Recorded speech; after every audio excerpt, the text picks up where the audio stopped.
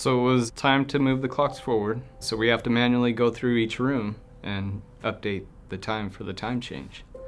So we were having a little bit of fun with it and splitting up different ways. All the guys get together and we all, okay, you take this way, I take that way. So I started on my way and decided to have a little extra fun with it and would introduce myself. Say, my name's Josh, I'm with the hospital's time travel division. I'm here to update your clock for you. So I'd go into the room, update the clock real quick, just takes a few seconds. Say, thank you, welcome to the future, and I head on to the next room. So I got to one patient's room and update the clock, and she starts asking me about my day, making conversation. It's like, man, this lady likes to talk.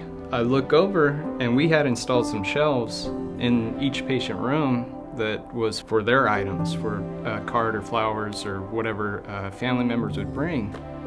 Her shelf only had a pair of gloves and some wipes on it. So when I left the room, I realized she didn't just want to talk to me, she wanted to talk to somebody. I split off and went to the gift shop and picked up a card and some flowers, came back upstairs, knocked on the door and just said, hey, I was in here earlier. I noticed that your shelf was being misused. These are actually here for you. So I moved the gloves and the wipes off of the shelf, put the flowers up there and handed her a card. I just signed it real quick, but she started to break down. She said, nothing like this ever happens to me.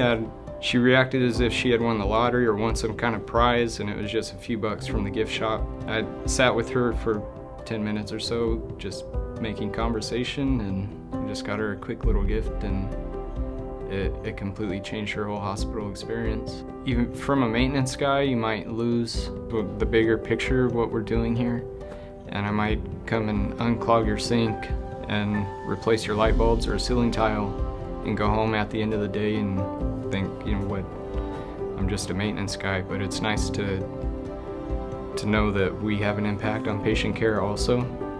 I'm changing light bulbs and unclogging sinks for patients, not just to do it.